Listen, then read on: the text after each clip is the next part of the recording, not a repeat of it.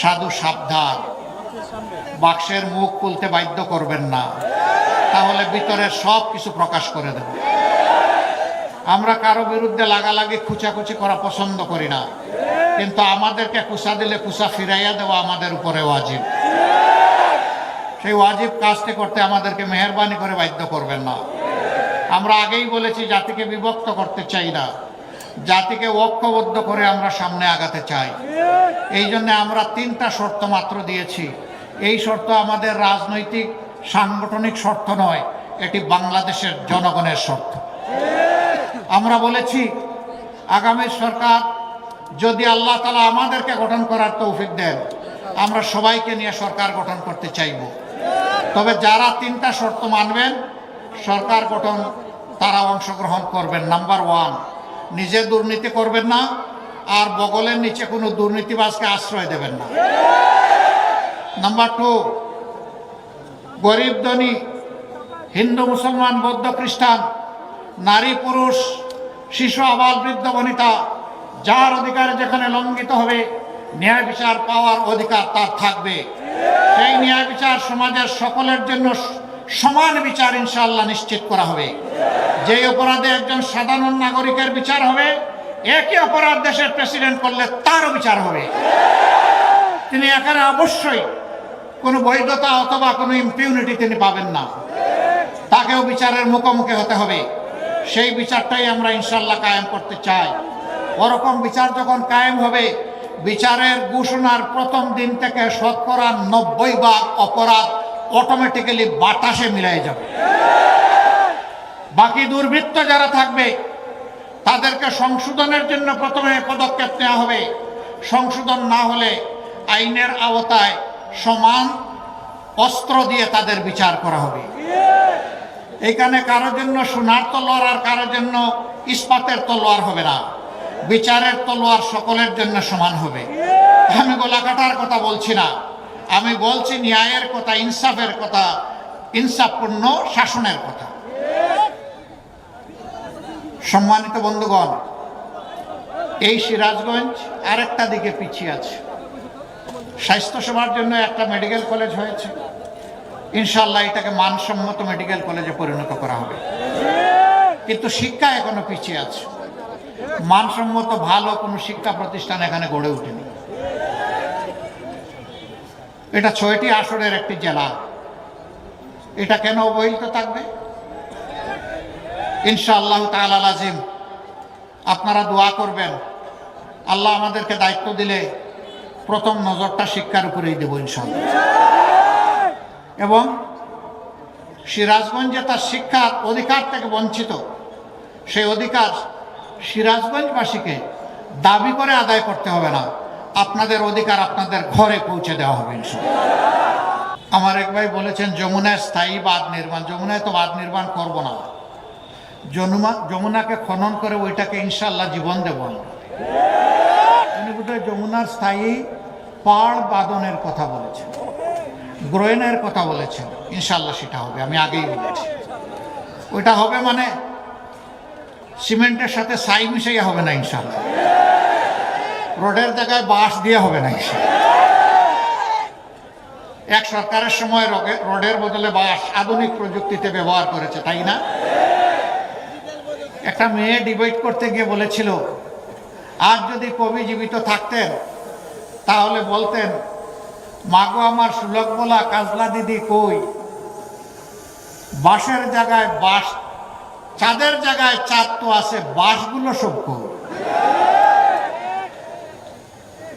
মূল কবিতাটা ছিল, মাগো আমার সুলভ বলা কাজলা দিদি কই, বাঁশ বাগানের মাথার উপর চাঁদ উঠেছে ওই। চাঁদ তো আছে, কিন্তু বাঁশ যে রোডের জায়গায় চলে গেছে। ইনশাআল্লাহ আমরা বাঁশ দিয়ে স্ল্যাব তৈরি করব না, আর আমরা সিমেন্টের সাথে ছাইও মিশাবো। কাজ হবে মানসম্মত, চুরিদারি থাকবে না, জোরাজুরির কোনো টেন্ডারবাজি হবে না, সব টেন্ডার হবে অনলাইনে, ই টেন্ডার। এটা আটকায় দেওয়ার শক্তি কারণে আমরা মূলের গুড়া ধরে টান দিব, গাছের পাতা নিয়ে টানাটানি করব না। বড় মাতার কানটা ধরে টান দেব। চুনোপুটিকে ধরবো না, ওদেরকে তো নষ্ট করে গডফাদাররা, ওই জায়গায় ধরবো আল্লাহ চাই। ওদের দুই একজনকে ধরলেই দেখবেন সব ঠান্ডা হয়ে গেছে আল্লাহ। শত শত ধরার প্রয়োজন হবে না। প্রিয় জনগণ, এই সব কিছু করতে হলে আমাদের একটা আমূল সংস্কার লাগবে। সেই সংস্কারের জন্য গণভোট। এই গণভোটে আপনারা হা বলবেন না না বলবেন? মাশাআল্লাহ। গণভোটে হা মানে হচ্ছে উসমান হাদি তোমাকে কথা দিচ্ছি তোমার বিচার হবে। গণভোটে হা মানে 1400 শহীদকে কথা দেওয়া হচ্ছে তোমাদেরও হত্যাকাণ্ডের বিচার করা হবে। গণভোটে হা মানে তোমরা যে স্বপ্ন বাস্তবায়ন করতে গিয়ে তোমাদের বুকের রক্ত ঢেলে দিয়েছিলে, আমরা তোমাদের ঋণ পরিশোধ করব হা বলার মধ্য দিয়ে। এই গণভোটে হা বলার মানে হচ্ছে বাংলাদেশে আর ফেসিবাদকে ফিরে আসতে দেওয়া হবে না। এই গণভোটে হা দেওয়ার মানে হচ্ছে আর কোনো আধিপত্যবাদের দালালকে বাংলাদেশে বাংলার জনগণ বরদাস্ত করবে না। এই গণভোটে হার মানে হচ্ছে কোন চাঁদাবাজের অস্তিত্ব বাংলার জমিনের উপর বরদাস্ত করা হবে না। এই ব্যাপারে পুরোপুরি লাল কার্ড। এই কয়টা মানুষ আপনারা হা ভোট দিলে হয়ে যাবে? প্রত্যেকটা ঘর এবং ব্যক্তিকে জাগিয়ে তুলতে হবে। আমার অধিকার, আমার দেশ, গর্ব আমার সোনার দেশ। সেই সোনার দেশ গড়ার জন্য অবশ্যই ঐক্যবদ্ধ বাংলাদেশ গড়ার জন্য আমাদেরকে হা ভোটে অবশ্যই মোটিভেশন চালাতে হবে।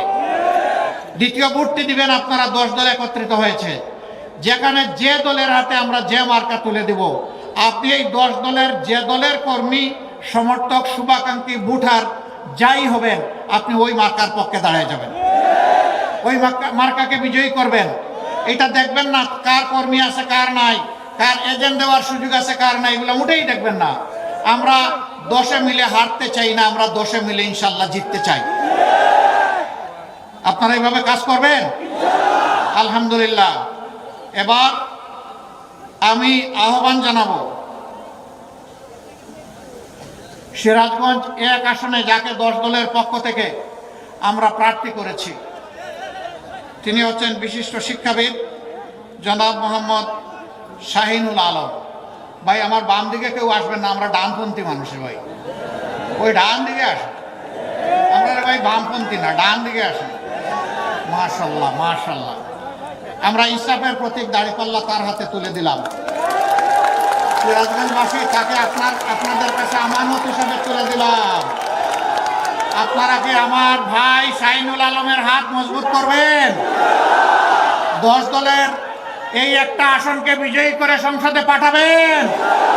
আল্লাহ আপনাদেরকে সাহায্য করুন, কবুল করুন। সিরাজগঞ্জ 2 সম্ভবত সদরের আসন, এখানে প্রার্থী করা হয়েছে সিরাজগঞ্জ জেলা শাখা জামাত ইসলামের সেক্রেটারি জনাব জাহিদুল ইসলাম। জনাব জাহিদুল ইসলামের হাতেও আমরা ইনসাফের প্রতীক দাঁড়িপাল্লা তুলে দিলাম। ইনশাআল্লাহ জয় হবে কার? কার জয়? মার্কা আছে? কি মার্কা? কি মার্কা? জয় হবে ইনশাআল্লাহ।